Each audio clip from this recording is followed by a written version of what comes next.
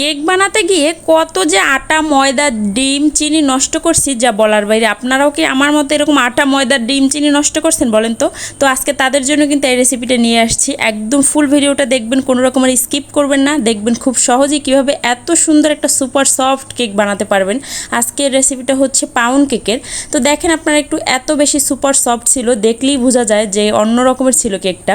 তো hello everyone, আসসালামু আলাইকুম। চলেন আমরা শুরু করি। তো আমি এর জন্য ফ্রেশের একটা ময়দা নিয়ে নিয়েছি, প্যাকেট ময়দা। তো সেটা দিয়ে বানাচ্ছি। আটা দিয়েও অনেকে বানায় কেক, কিন্তু ময়দা দিয়ে অনেক বেশি পারফেক্ট হয়। তো যাই হোক, তারপর আমি এখানে হাফ কাপের থেকে একটু বেশি ময়দা নিয়ে নিছি। তারপরে 1 কাপই বলা চলে আর কি। তারপরে এর মধ্যে কর্নফ্লাওয়ার দিয়ে দিছি 1 চামচ। তারপরে দিয়ে দিছি 1.5 চামচের মতো আপনার বেকিং পাউডার। তারপরে দিয়ে দিছি একটু হাফ চামচের মতো বেকিং সোডা। তারপরে দিয়ে দিচ্ছি যেটা মেইন একদম কেকের জন্য দিতেই হয়, যার জন্য টেস্টটা মজা হয়, সেটা হচ্ছে 2 চামচ হচ্ছে গুঁড়ো দুধ। তো এটা দিলে টেস্টটা এত বেশি ভালো আসে।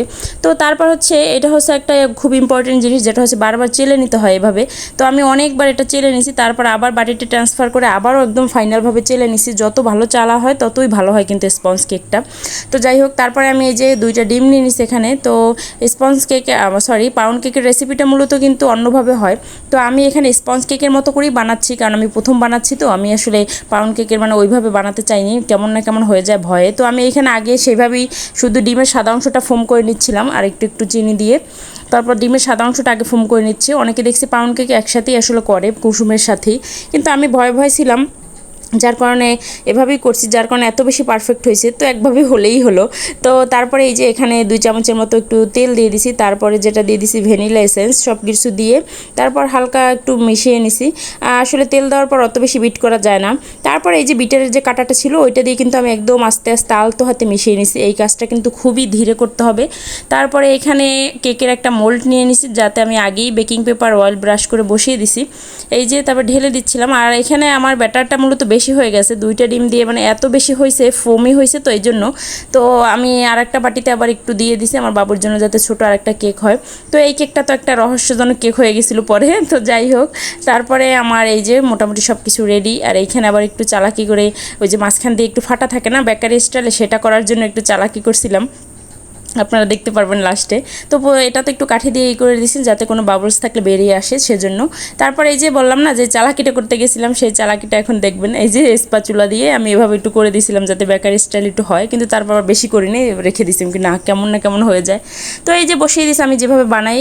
আমি আসলে নিচে একটু বালি দিয়ে বানাই, আমার কাছে কেমন যেন ভয় লাগে স্যার অন্য পাতিলে বানাতে।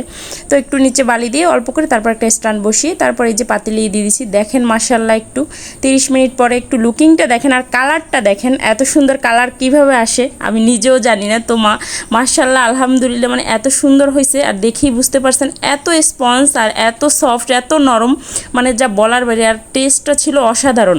এই কেকটা আমার হাজব্যান্ড খেয়ে মানে সে তো পুরো ফিদে হয়ে গেছে, বলে ক্রিম দিয়ে আর কেক বানানোরই দরকার নাই, এত মজা কিভাবে হয়। তো আপনারা বাচ্চাদের টিফিনে দেওয়ার জন্য বলেন, তারপরে বিকেলের নাস্তায় চায়ের সাথে এরকমভাবে পাউন্ড কেক রাখতেই পারেন। তো সেজন্য অন্তত বাসায় যদি বানানো হয় সেই পাউন্ড কেকটা, তাহলে তো কোনো কথাই নেই। যেমন আমি নিজেই বলেন এরকম অনেক পাউন্ড কেক অর্ডার করে আনছি, শুধু আমার বাচ্চা টিফিনে দেওয়ার জন্য, তারপরে বিকেলের নাস্তা খাওয়ার জন্য, আমার হাজব্যান্ড একটু সকালে উঠে খায়, মানে সব কিছুর জন্য। তো এখন তো নিজেই এইভাবে বানিয়ে নিচ্ছি। দেখবেন কতগুলো স্লাইস হয় একটা কেকে। আর দেখেন এত সুপার সফট হয়েছে, দেখেই কিন্তু বোঝা যাচ্ছে, যেটা আসলে বলে বোঝানোর চেয়ে আপনারা দেখলেই বুঝতে পারবেন। আর এত বেশি সফট হয়েছে যে কাটতে গেলে আপনারা দেখেন কীরকম মানে সফট, মানে আমি কাটতেই পারতেছিলাম না, এত নরম আর এত সফট হয়েছে কেকটা। তো অনেকে আসলে পাউন্ড কেকটা আরেকটু হার্ড করে বানায়, কিন্তু আমার কাছে যত সফট হয় কেক কিন্তু অতই মজা লাগে, তাই না?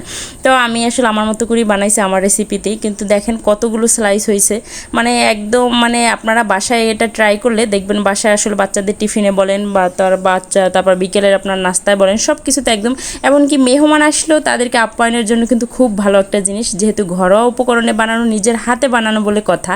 তো এই যে ফাইনাল লুক কেকটার। তো আপনারা যারা আমার ভিডিওটা কষ্ট করে দেখছেন তাদেরকে অনেক ধন্যবাদ। তো সবাইকে একটা রিকোয়েস্ট করব, সবাই একটু আমার পাশে থাকবেন, সাপোর্ট করবেন, এই আর কি। তো এর থেকে বেশি কিছু তো আর বলতে পারবো না। তো সবাই ভালো থাকবেন। আজকের রেসিপি এই পর্যন্তই। আল্লাহ হাফেজ।